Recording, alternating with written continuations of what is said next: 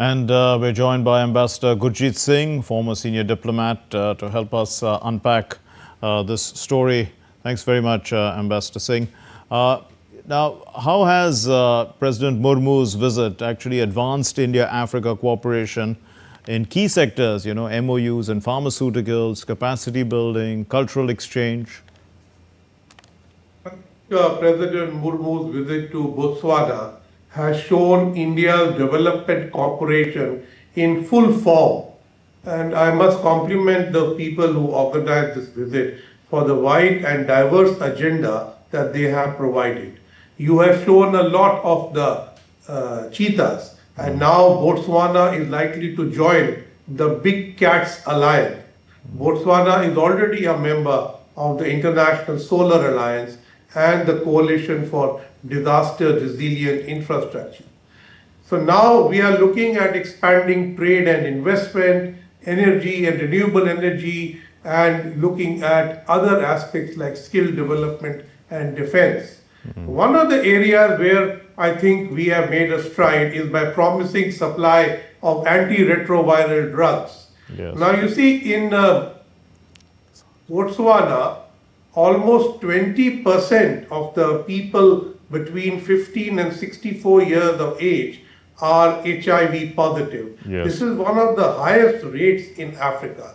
Okay. And therefore, providing ARVs to them is a fulsome support to the health and development of Botswana.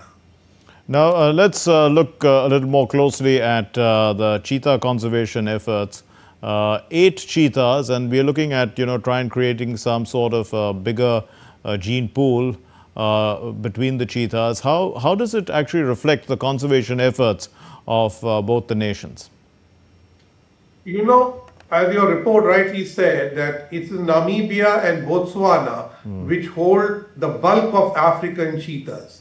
So far, I think we have got cheetahs from Namibia and from South Africa. And now when we had even the Botswanan cheetahs coming in, this will diversify the gene pool that is in India. And when mating takes place, and already as under Project Cheetah, so many cubs have been born, I think you will get a healthier litter of cubs and you will have better chances of survival and flourishing cheetah population in Kuno and beyond.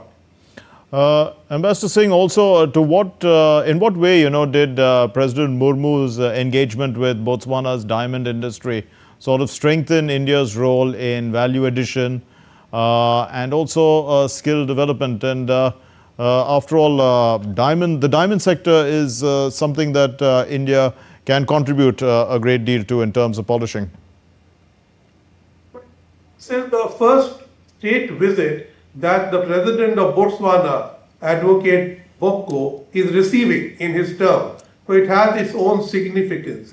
And they were evidently very clearly out to put their best foot forward. Diamond trade is the core of India-Botswana trade besides skill development.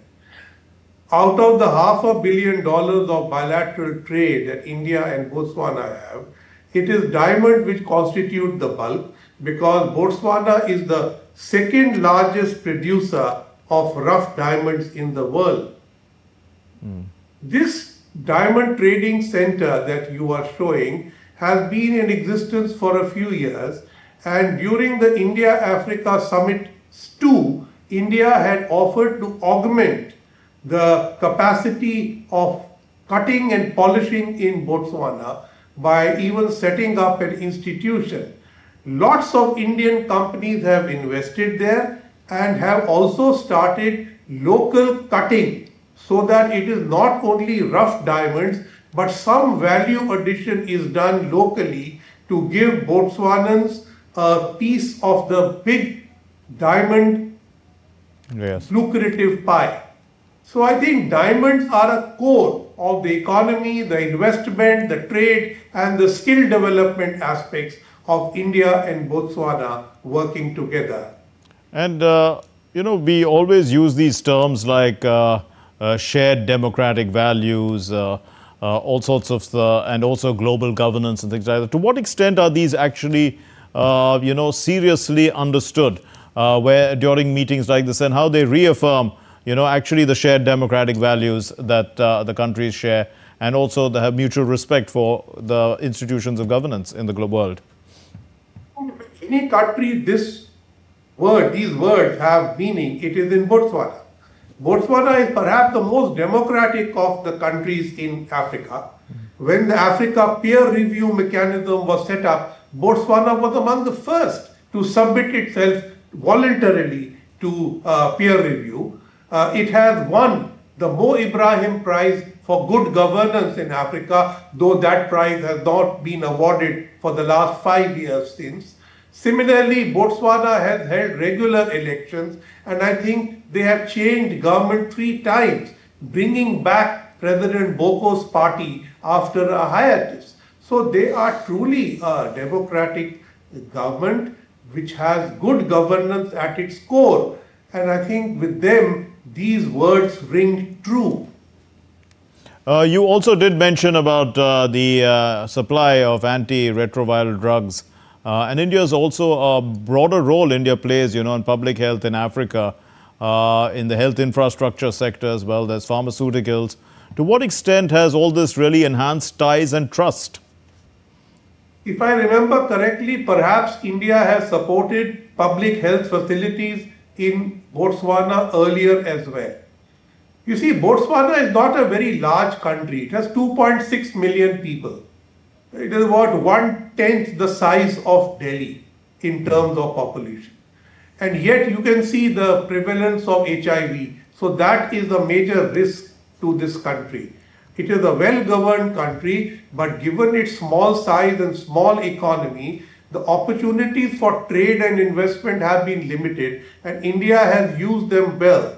However, Botswana is a member of the Southern Africa Customs Union, which links it quite inexorably to South Africa's economy. So it is India's trade with South Africa which actually comes into Botswana rather than direct trade. And yes, Botswana is a member of the Southern Africa Development Community and the Common Market for Eastern and Southern Africa. But I'm afraid it has not really developed its trade with India to any large degree. They use the ITEC program very well, and lots of Botswanians are trained in India in a variety of fields. And for almost a decade, an Indian army training team was in Botswana training their forces. So I think we have done a fulsome job in engaging with them, as I said at the beginning, in the full value of India's development cooperation with Botswana. And on that note, we'll conclude this discussion. Thank you very much, Ambassador Gurjeet Singh. Thank you for helping us understand the President's visit to Botswana in greater detail.